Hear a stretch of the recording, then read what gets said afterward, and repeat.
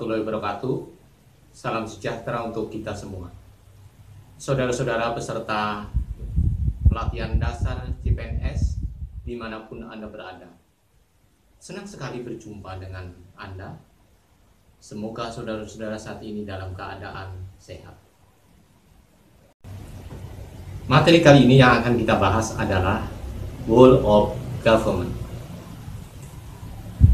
Gambaran singkat dari materi ini adalah materi ini membekali peserta dengan pengetahuan tentang sistem pengelolaan pemerintahan yang terintegrasi dalam penyelenggaraan pemberian pelayanan melalui pembelajaran konsep Whole of Government, penerapan Whole of Government, dan best practice penerapan Whole of Government dalam pemberian pelayanan yang terintegrasi. Tujuan pembelajaran kali ini adalah agar peserta diharapkan mampu mengaktualisasikan konsep penerapan WOG dan best practice penerapan WOG dalam pemberian pelayanan yang terintegrasi. Indikator hasil belajar. Setelah mengikuti pembelajaran ini, peserta diharapkan dapat pertama, menjelaskan konsep Whole of Government. Kedua, menjelaskan penerapan Whole of Government dalam pemberian pelayanan yang terintegrasi. Dan yang ketiga adalah menganalisis best practice penerapan Whole of Government dalam pemberian pelayanan yang terintegrasi.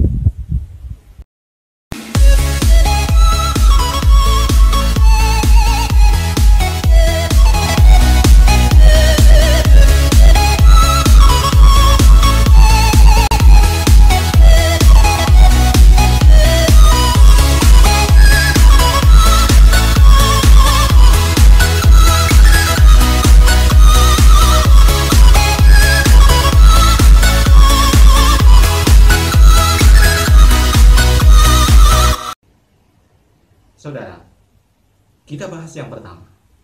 Kita akan membahas konsep WOG atau Whole of Government. Yang pertama adalah ruang lingkup. Saudara-saudara, konsep WOG, Whole of Government, ruang lingkupnya bisa nasional, bisa kelompok atau unit organisasi, misalnya sekolah, puskesmas, dinas, badan. Bisa komunitas atau juga sektor kebijakan tertentu. Terus apa instrumen dalam konsep WOG? Instrumennya adalah bisa berupa pembuatan kebijakan, implementasi kebijakan, infrastruktur, dan teknologi informasi. Sedangkan penataan dalam WOG bisa struktur horizontal dan juga bisa struktur vertikal. Apa best practice yang didapatkannya dalam konsep WOG ini adalah yang pertama adalah nilai atau values. Yang kedua adalah team building atau pembentukan tim. Ketiga, keterlibatan antar sektor. Yang keempat adalah trust. Yang kelima, value based management. Yang keenam adalah kolaborasi. Yang ketujuh, pembangunan karakter ASN sebagai perekat dan pemersatu bangsa. Jadi, WOG atau Whole of Government adalah sebuah pendekatan penyelenggaraan pemerintahan yang menyatukan upaya-upaya kolaboratif pemerintahan dari keseluruhan sektor dalam ruang lingkup koordinasi yang lebih luas guna mencapai tujuan pembangunan, manajemen program dan pelayanan publik. Kolaborasi antar sektor bisa kita gambarkan dalam skema sebagai berikut. Ini adalah sektor A, sektor B, sektor C, dan sektor D. Itu melakukan kolaborasi, melakukan kerjasama. Dalam rangka apa, saudara-saudara? Adalah dalam rangka mencapai tujuan yang diinginkan oleh organisasi itu. Itu adalah sebuah konsep whole of government.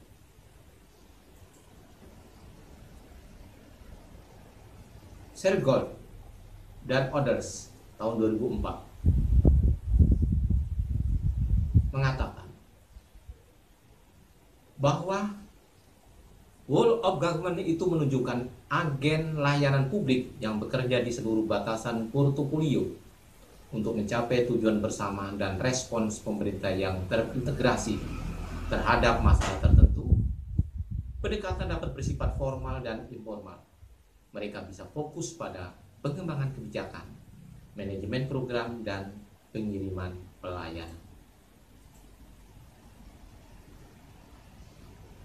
Di samping itu, suatu pendekatan yang mengintegrasikan upaya kolaboratif departemen dan lembaga pemerintah untuk mencapai kesatuan upaya menuju tujuan bersama juga dikenal sebagai pendekatan antar lembaga.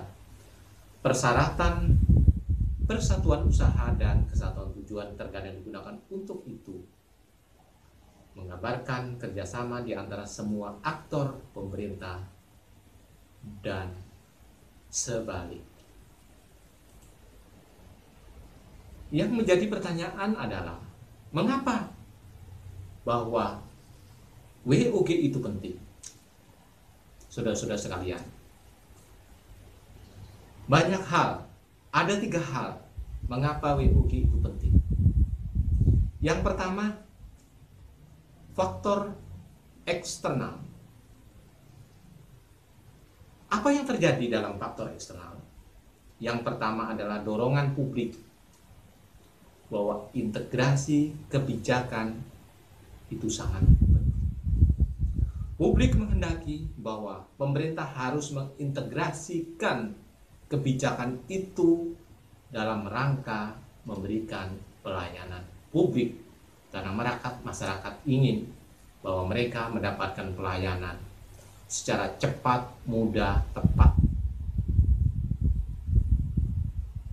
Kemudian yang kedua adalah faktor eksternal. Tidak bisa dipungkiri di era sekarang ini adalah bahwa perkembangan sains dan teknologi, terutama teknologi informasi dan komunikasi seperti internet, yang saat ini setiap orang semua mengakses internet melalui HP Android. Dan itu merupakan tuntutan perkembangan tersendiri bagi masyarakat, bagaimana faktor eksternal ini menjadi hal yang pokok. Yang kedua, faktor-faktor internal. Saudara-saudara, di dalam sebuah organisasi yang begitu besar atau organisasi yang sedang atau kecil, bahwa tidak ada satu organisasi yang semuanya memiliki kemampuan yang besar di dalam menangani suatu pekerjaan. Kadangkala organisasi itu ada ketimpangan, ada sektor tertentu menonjol di bagian A dan sektor tertentu menonjol bagian. Nah, ketimpangan sektor inilah yang mendorong bagaimana whole of government, suatu kebijakan, pelaksanaan kebijakan yang terintegrasi itu bisa dijalankan dengan baik. Di samping itu juga seperti faktor eksternal, bahwa perkembangan teknologi juga menuntut bahwa tidak ada satu organisasi pun yang sanggup bertahan dengan cara-cara lama. Dan apabila itu dilaksanakan, maka organisasi itu akan tertinggal dan bisa jadi tidak mendapatkan dukungan dari publik. Faktor yang ketiga adalah keindonesiaan. Saudara-saudara sekalian, Indonesia adalah negara yang sangat luas. Seperti di daerah-daerah kita, terdapat multi etnis, beragam suku, golongan, dan tingkat sosial ekonomi masyarakat. Keberagaman ini tentu akan membuat bahwa perlu adanya suatu penanganan pelayanan yang terintegrasi agar tidak terjadi protes atau ketidakpuasan dari masyarakat itu sendiri. Terus pertanyaan berikutnya adalah, bagaimana WOG itu dilakukan? Di sini kita bisa melihat di dalam tabel kategori hubungan. Ada tipe, di sini saya tulis ada keterangan. Yang pertama, koordinasi. Itu bisa berupa penyertaan, yaitu pengembangan strategi dengan mempertimbangkan dampak. Kemudian dialog, pertukaran informasi. Joint planning, perencanaan bersama, mungkin juga berupa kerjasama sementara. Kemudian kategori hubungan yang kedua, integrasi.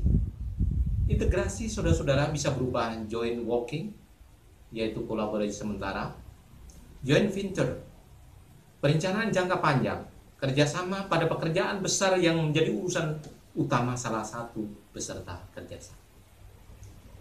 Kemudian satelit, yaitu entitas yang terpisah, dimiliki bersama, dibentuk sebagai mekanisme integratif. Kategori hubungan yang ketiga yaitu kedekatan dan pelibatan. Ini adalah menyangkut aliansi strategis, yaitu perencanaan jangka panjang, kerjasama dan isu besar yang menjadi urusan utama salah satu peserta kerjasama. Union, unifikasi resmi, identitas masing-masing masih nampak. Kemudian dalam kedekatan dan pelibatan itu bisa merger, yaitu penggabungan ke dalam struktur yang baru.